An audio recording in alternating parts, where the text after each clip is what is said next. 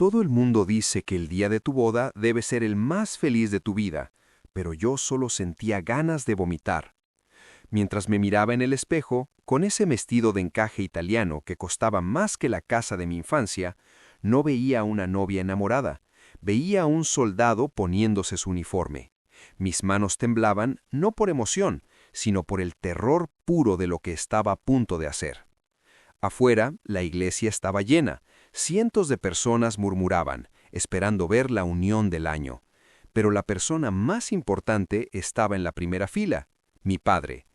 Él pensaba que este matrimonio era su mayor logro, una fusión comercial disfrazada de romance. No tenía idea de que, bajo este velo, su hija única llevaba una daga invisible apuntando directo a su espalda. Respiré hondo, tragándome la bilis. La marcha nupcial comenzó. Era hora del espectáculo. Nadie odia a un padre sin una buena razón, y yo tenía miles. Mi padre no era un hombre, era una corporación con piernas. Cuando mi madre enfermó hace 5 años, él estaba en Tokio cerrando un trato. Cuando ella murió, él envió a su asistente al funeral porque los negocios no esperan. Ese día, mientras llovía sobre el ataúd de la única persona que me amó, algo se rompió dentro de mí. Él pensaba que yo era dócil, una niña triste que necesitaba su dinero. Pero el dolor es un combustible increíble. Pasé años estudiando sus movimientos, sus debilidades y, sobre todo, sus rivales. Descubrí que solo había un hombre al que mi padre temía de verdad, un hombre que casi lo llevó a la quiebra una vez, Julián. Si quería destruir a mi padre, necesitaba una arma nuclear, y Julián era esa arma. La primera vez que vi a Julián en persona, entendí por qué mi padre le tenía miedo. No era un hombre ruidoso. Estábamos en una gala benéfica y él estaba en una esquina, sosteniendo una copa de whisky como si fuera una extensión de su mano. Tenía esa aura de peligro silencioso, ojos oscuros que parecían escanear el código de barras de tu alma. Era 20 años mayor que yo, con canas en las sienes que gritaban experiencia. Mi padre me había prohibido terminantemente acercarme a él. Ese hombre es una serpiente, me había dicho. Pero yo no veía una serpiente, veía una oportunidad. Me alisé el vestido rojo, me puse mi mejor sonrisa de niña ingenua y caminé hacia él. El corazón me latía tan fuerte que pensé que se escucharía sobre la música clásica. «Señor Castillo», dije. Él se giró y su mirada fue como hielo seco. «La hija de mi enemigo en mi mesa. ¿Te has perdido, niña?», preguntó Julián sin siquiera dejar su copa. Su voz era grave, rasposa. Sabía quién era yo. Perfecto. No quería ocultar mi identidad. Quería usarla. «No estoy perdida», respondí, manteniendo el contacto visual aunque mis rodillas flaqueaban. «Estoy aburrida, y usted parece lo único interesante en este salón». Él soltó una risa corta, cínica. Sabía que hombres como él, poderosos y solitarios, no resistían un desafío. No le hablé de negocios, le hablé de arte, de viajes, de lo asfixiante que era ser la princesa de un imperio. Le di la versión de mí que él quería ver, rebelde, inteligente, pero vulnerable. Esa noche no intercambiamos números, pero vi cómo sus ojos me seguían cuando me fui. El anzuelo estaba puesto. 3 meses después estábamos en su ático privado y el anillo de diamantes en mi dedo pesaba como una losa de cemento. Todo había ido demasiado rápido. Julián era intenso, posesivo y brillante. Me había pedido matrimonio no por amor romántico, sino porque vio la alianza estratégica. Unir nuestros apellidos era jaque mate para el mercado. «Tu padre va a infartar», me dijo Julián esa noche sirviéndose vino. «Que se infarte», respondí, y por primera vez fui totalmente sincera. Julián me miró con curiosidad. Él creía que yo era una rebelde enamorada desafiando a papá. No sabía que yo era un caballo de Troya. Acepté casarme con él para tener acceso a sus recursos, a sus archivos, a su poder. Iba a usar a Julián para arruinar a mi padre. Y luego, cuando todo terminara, me divorciaría y desaparecería. Ese era el plan. Simple. La vena en la frente de mi padre palpitaba tanto que temía que explotara antes de tiempo. Le di la noticia en su despacho, el mismo lugar donde me ignoraba de niña. «Julián Castillo, ¿estás demente?», gritó. tirando un vaso de cristal a la pared. El sonido de los vidrios fue música para mis oídos. «Lo amo, papá», mentí con una suavidad que me asustó. «Él te va a destruir para llegar a mí», rugió él. «Eres una estúpida». Me acerqué a su escritorio, apoyando las manos sobre la caoba. «Ya está hecho. La boda es en 2 semanas. Y si no vienes, la prensa se preguntará por qué la familia perfecta está rota». Lo dejé allí, rojo de ira, balbuceando amenazas. Fue la primera vez en mi vida que le gané una discusión. La adrenalina era embriagadora. La mansión de Julián era el reflejo de su mente. Fría, moderna, llena de sombras y tecnología de punta. El día que me mudé, justo después de la boda, sentí que entraba en una prisión de lujo. El servicio me trataba con una reverencia aterradora. «Señora Castillo», me decían. Me daba escalofríos. Me encerré en el baño, dejando correr la agua de la ducha para ahogar mis sollozos. Estaba aterrorizada por lo que vendría, la noche de bodas. Me puse el camisón de seda, sintiéndome como un sacrificio ritual. Cuando salí, Julián estaba leyendo en la cama con gafas de lectura que lo hacían ver extrañamente humano. Se quitó las gafas y me miró. El silencio duró una eternidad. Yo me quedé quieta al pie de la cama. «¿Vas a quedarte ahí parada temblando?», preguntó. «Yo...», empecé. «Duerme», me cortó, apagando la luz de su lado. «No toco a mujeres que parecen ir al matadero. Cuando me desees, me lo dices. Hasta entonces, este lado es mío y ese es tuyo». Se dio la vuelta y se durmió. Me quedé mirando el techo en la oscuridad, confundida. Su frialdad fue, irónicamente, el acto más amable que había recibido en años. Las primeras semanas fueron un juego de ajedrez silencioso. Desayunábamos juntos leyendo las noticias financieras. Él me ponía a prueba constantemente. «¿Qué opinas de la caída del yen?», me preguntaba mientras untaba mermelada. Si yo respondía con algo trivial, él gruñía. Si daba un análisis agudo, una leve sonrisa aparecía en su rostro. Empecé a notar algo inquietante. Julián no era el monstruo que mi padre describía. Trataba a sus empleados con respeto, pagaba sueldos justos y, aunque era implacable en los negocios, tenía un código de honor. Mi padre, en cambio, robaba pensiones. Esto complicaba mi plan. Odiar a Julián era necesario para traicionarlo. Pero, ¿cómo odias a alguien que te escucha cuando hablas? Sabía que Julián guardaba el archivo negro en su despacho. Era una leyenda urbana, una carpeta con los secretos sucios de todos sus competidores, incluido mi padre. Una noche, Julián tuvo una cena de negocios y salió. Era mi oportunidad. Esperé a que los guardias hicieran el cambio de turno. Me deslicé por el pasillo con el corazón en la garganta. La puerta tenía un código digital. Había visto a Julián teclearlo una vez. La fecha de muerte de su primera esposa.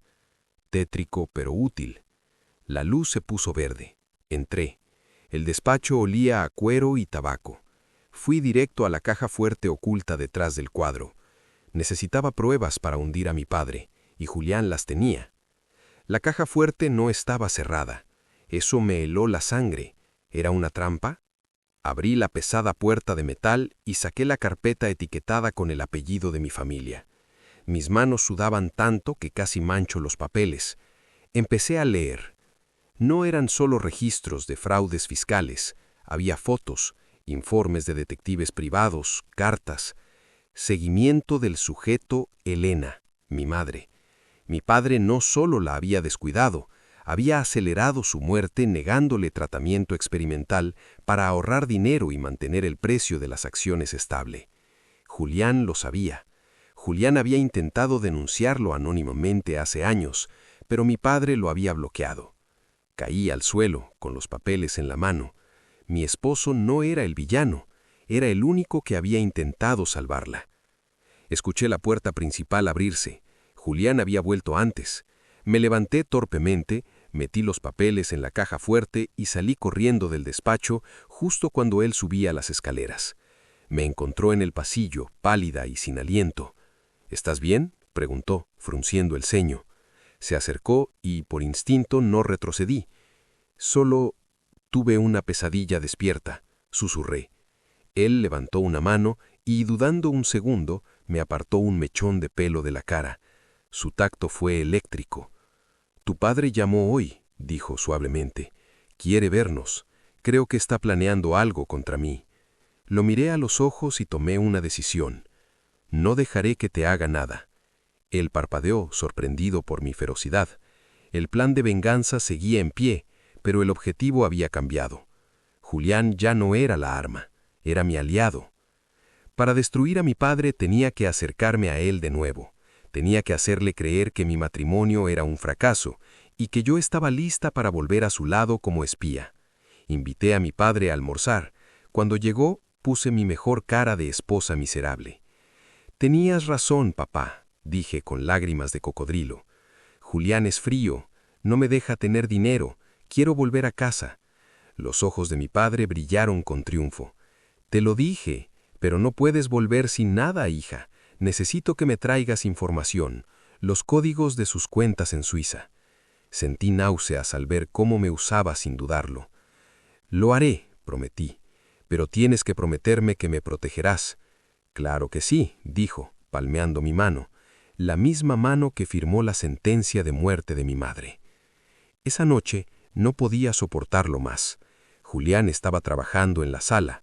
Me serví un trago fuerte y me senté frente a él. «Mi padre quiere que te robe», solté. Julián dejó de escribir.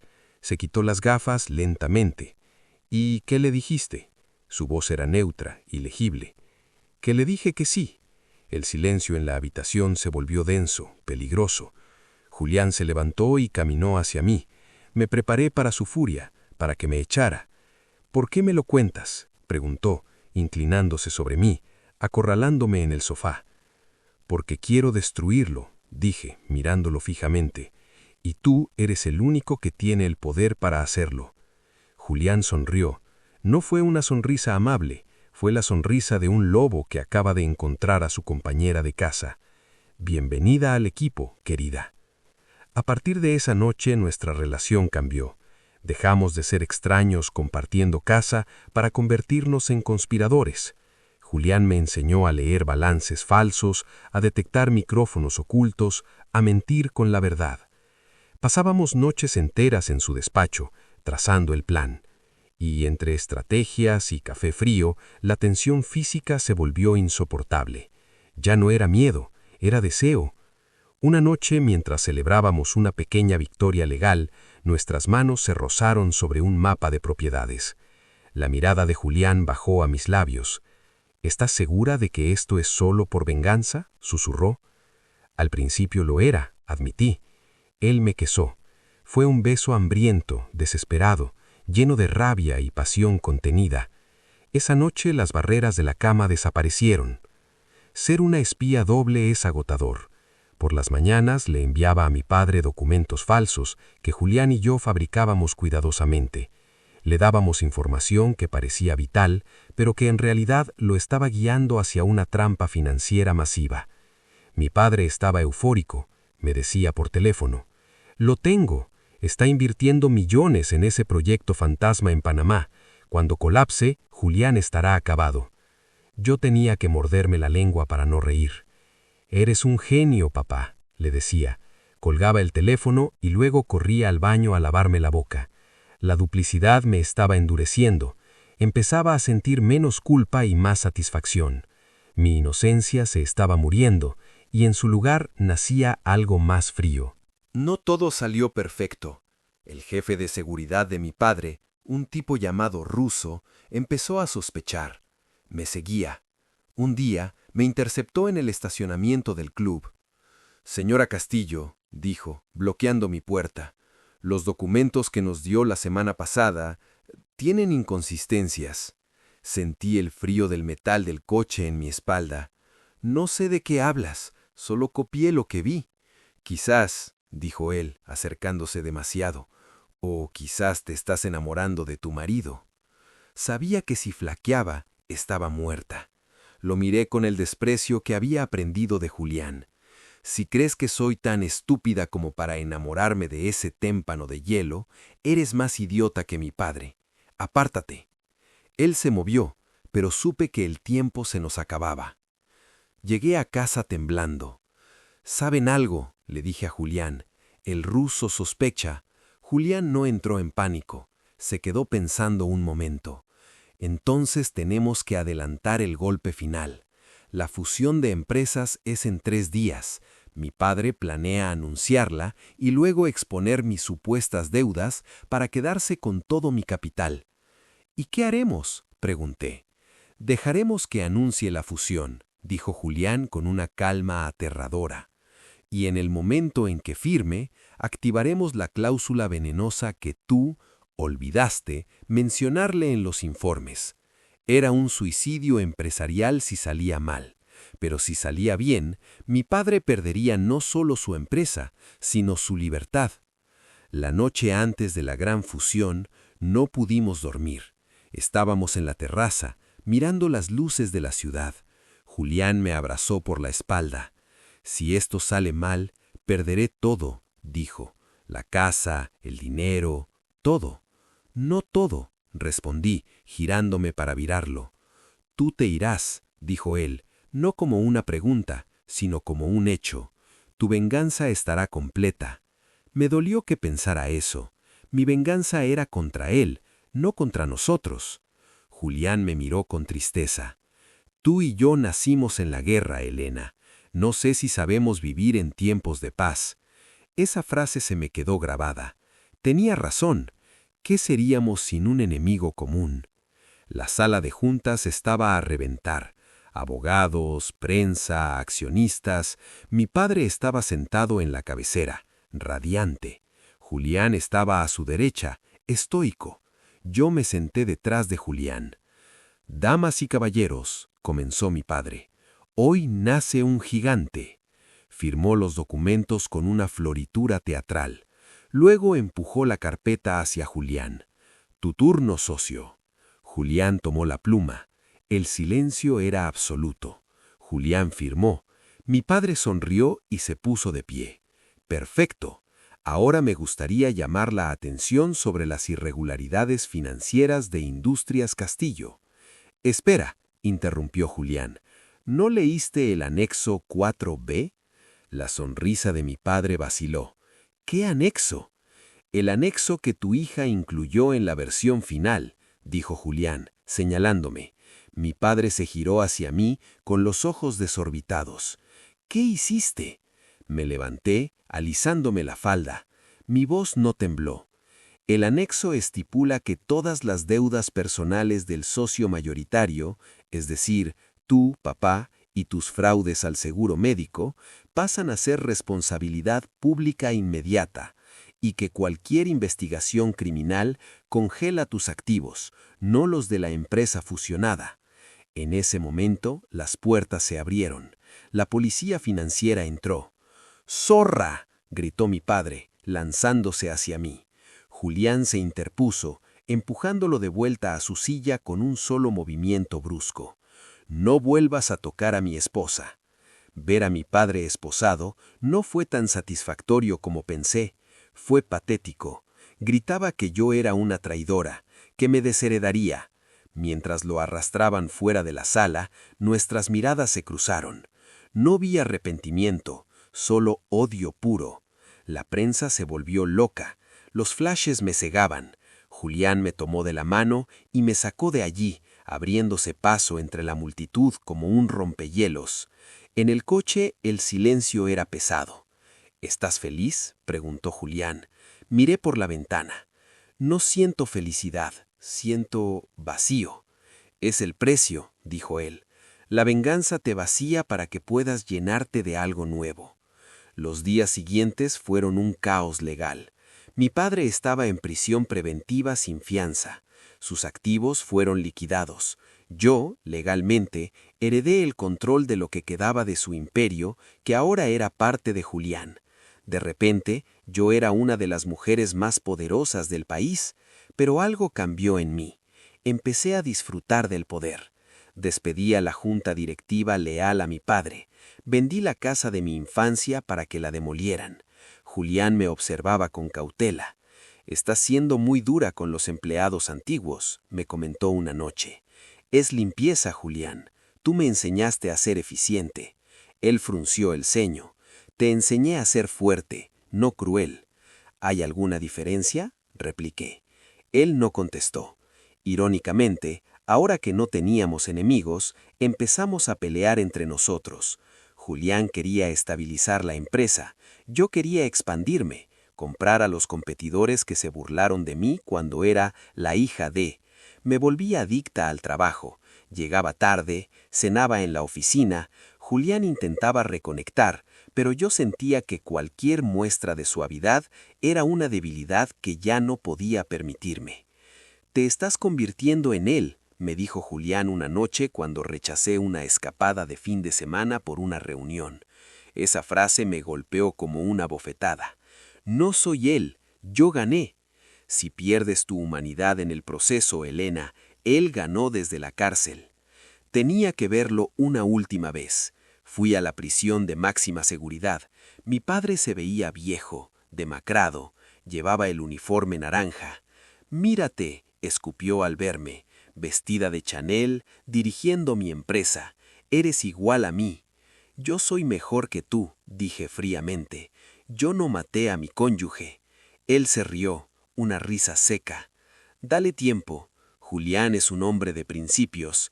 Tú ya no tienes ninguno.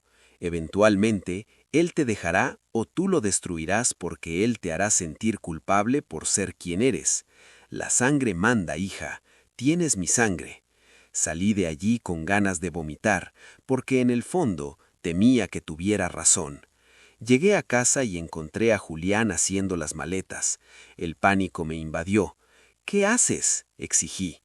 «Me voy a la casa del lago. Necesito pensar», dijo sin mirarme. «No reconozco a la mujer con la que vivo. Me enamoré de la mujer que quería justicia, no de la tirana que busca dominación». «Hice esto por nosotros», grité. «No, Elena, lo hiciste por ti, y está bien, pero no voy a ver cómo te consumes». Cerró la maleta. Por primera vez sentí el verdadero terror de perderlo. Mi padre no me importaba, el dinero tampoco, pero Julián era lo único real. Me quedé sola en esa mansión enorme. El silencio era ensordecedor. Miré mi reflejo en el ventanal. Vi a una mujer exitosa, rica y completamente sola. Vi a mi padre. Rompí a llorar. Lloré hasta que no me quedaron lágrimas. Entonces entendí que la venganza era una droga y yo estaba sufriendo una sobredosis. Tenía que desintoxicarme. Tomé el teléfono y llamé a mis abogados. «Preparen los papeles de reestructuración. Voy a donar el 40% de las ganancias de este año a la Fundación de Investigación del Cáncer que trató a mi madre, y quiero delegar la presidencia». «¿A quién, señora?» «A Julián Castillo. Yo me tomaré una licencia». Conduje hasta la casa del lago bajo la lluvia. Llegué empapada, temblando. Julián estaba en el porche, mirando la tormenta. No dije nada. Solo le entregué los papeles de mi renuncia temporal y la donación. Los leyó bajo la luz tenue del farol. «¿Por qué?», preguntó. «Porque tenías razón. No quiero ser él. Quiero ser yo, pero no sé quién soy sin el odio». Me abracé a mí misma. «Ayúdame a descubrirlo, por favor». Julián dejó los papeles en la mesa y bajó los escalones. Me envolvió en sus abrazos. No fue un abrazo apasionado. Fue un abrazo de rescate. «Empecemos por el principio», susurró en mi oído. «Han pasado 2 años. No dejé los negocios, soy demasiado buena para eso, pero cambié las reglas. Julián y yo dirigimos el imperio juntos, pero ahora hay límites. Los fines de semana son sagrados. Mi padre murió en prisión hace 1 mes. No fui al funeral. Envié flores, pero no lloré. Su muerte fue solo un trámite administrativo. Julián y yo hemos encontrado un equilibrio extraño. Él es mi brújula moral. Yo soy su espada cuando es necesario. Él me mantiene humana. Yo lo mantengo alerta. Ya no somos la niña vengativa y el enemigo. Somos socios, somos cómplices. A veces, cuando estoy en una junta directiva y un hombre intenta intimidarme, siento ese frío familiar en el estómago. La vieja Elena, la hija de su padre, quiere salir a cortar cabezas. Pero entonces miro al otro lado de la mesa, donde está Julián, y él me hace un gesto casi imperceptible. Respira. Sonrío. Una sonrisa que ya no es una máscara, sino una advertencia real. Me casé con el enemigo de mi padre por venganza. Fue la decisión más peligrosa de mi vida, pero al final no solo destruí al monstruo que me creó, me destruí a mí misma y me reconstruí con las piezas que valían la pena. Y esta versión de mí, esta versión es invencible.